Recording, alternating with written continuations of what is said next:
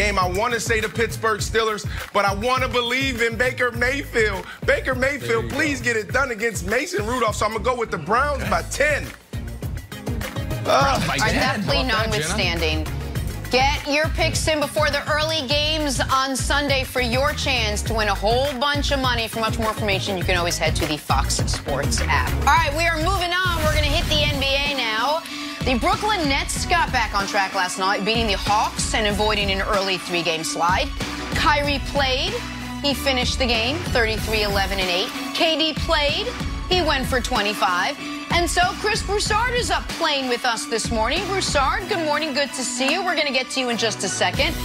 But, Nick, I want to start with you. Big game for both Kyrie and KD. Big win for this Brooklyn team. You starting to become a believer in the Nets after what you saw? Jenna, I'm actually more concerned about the Nets right now than I was at the beginning of the year. And listen, I'm not going to, dwell on the defensive side of the ball. If Chris Broussard 4 games, it was like, oh, Nick, #1 defense in basketball. And then the Hawks hang 140 on him. He's 68 in the first half, 73 in the second half. Because as it turns out, when you're not playing the Warriors, anymore, and you got to actually D up, it gets a little tougher. But that's not my concern. My concern was 5 of 18 from the field. KD was 10 of 20. Was playing great. It was a close game. Can we show all of the shots KD got the rest of the fourth quarter? It shouldn't take long. This was a frustration shot with 1:20 left because he hadn't touched the ball in 5 minutes. And then he gets one more transition dunk to end the game.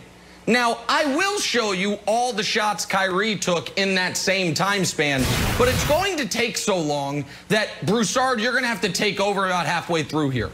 And I know he made a lot of these shots, but these aren't good shots. These aren't sustainable shots, Broussard. And it is the trend we have seen through 5 games, 4 that they've both played, which is in the fourth quarter, Kyrie's taking the shots, man. And that cannot be how this team works, and it won't be how this team wins, Broussard. And so set the defensive side of the ball. They were in the beginning, but now keep watching. This is a great one where he gets bailed out on some phantom foul call, but you're going to see more. Broussard, I don't know why at the end of games they're not running offense. It's just Uncle Drew, do your best to cook. That's a good one right there. When KD had been playing great, but that's not a way you're going to win a championship. Here's another good one, Broussard, right there. Blame him. Nick, KD, first of all, he did have 16 points in the fourth quarter. So 1 fewer than Kyrie. I'll give you, though, and look, with Kyrie's history, leaving LeBron, going to Boston, and things didn't go well there, I'm not going to sit here, as much as I like the Nets, and act like Kyrie, things couldn't go wrong with Kyrie. All right, that is a possibility. I think he'll be fine this year. I think they'll work things out. But, yeah, that certainly always has to be on the table. And I was watching last night's game at the end and thinking, he ain't even looking at KD. Like, it was unbelievable. He wasn't looking at anybody. KD was a role player. He was standing over at the wing watching, and you're right, that three-pointer at the end, that was a frustration. I was like, okay, it's my turn. I haven't touched the ball. Let me get a shot up. Where I disagree with you on is that those shots are good shots, most of them, and they are sustainable because Kyrie can get an open look anytime he wants. And he is a very good shooter.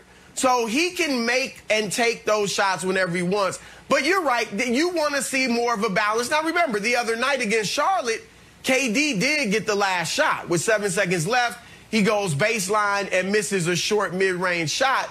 So it's not like Kyrie's hogging the ball all the time and KD's not getting his.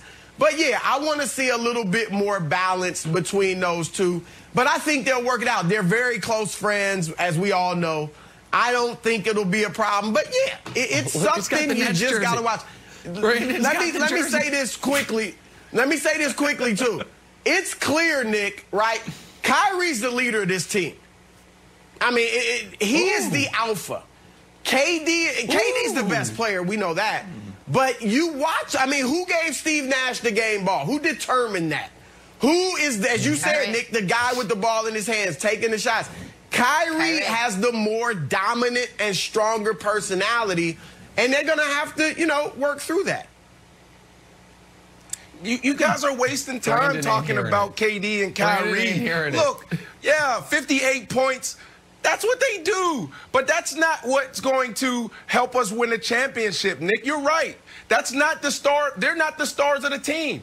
Our team is the star of the team. They scored 58 points, but the bench scored 87. So when you have this conversation about my Brooklyn Nets, you got to talk about Joe Harris. You got to talk about Jared Allen. You got to talk about Prince LeVert. That's who you got to talk about. That is the star of the team. So, Nick, you're talking about, oh, they played against this team. They're not playing defense. They put up 145 points, and Kyrie and KD only scored 58. That is a sign. That's a recipe for success. So, when you look at the Brooklyn Nets, you guys got to stop talking about KD and Kyrie because they're our role players. Talk about our bench. Talk about our other stars.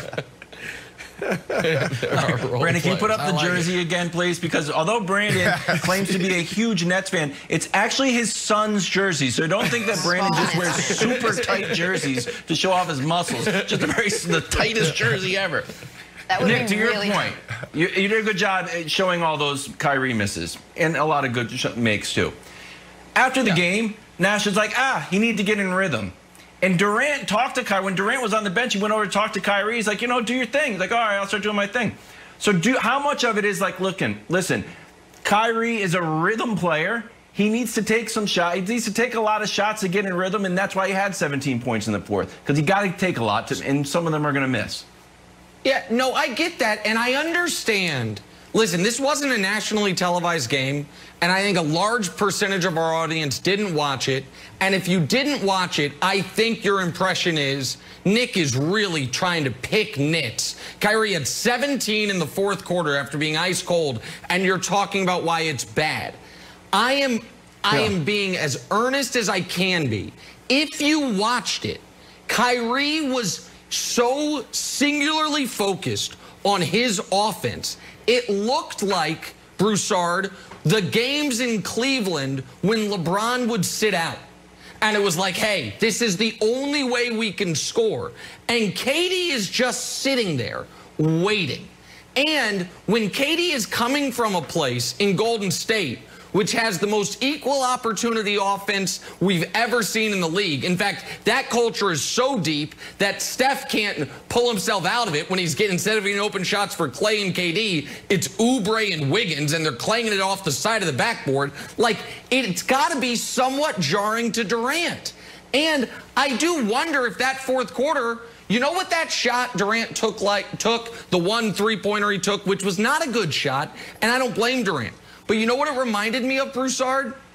Some of the shots he would take in OKC when Russ was just going Russ. And he's like, you know what? I don't know when I'm going to touch the ball again, so I'm putting it up.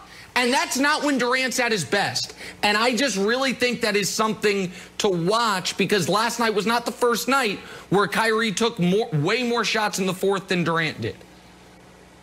It can be something to watch, for sure. Again, I think they'll work it out. I think they can talk it out. Durant can talk to Kyrie and correct him, reprimand him, and vice versa. So I think they'll get it worked out. But you're right. I was thinking, man, this kind of looks like OKC. The difference is Kyrie is a much better, more skilled scorer than Westbrook. Yep. Yes, I mean, those are not bad shots for Kyrie. They were open shots for the most part. He forced a few, but for the most part, those are open shots. These guys will work it out. But KD's got to be, he wasn't willing to tell Westbrook, give me the ball. He's got to tell Kyrie about our role players. He's got to do that. Broussard.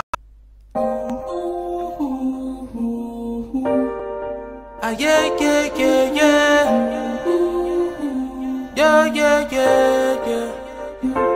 I'm a star, shining brightest in the darkest times. I'm a star, twinkle, twinkle, I bring the sparkle in, light your world up.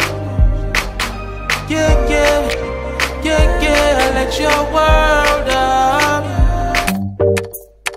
you.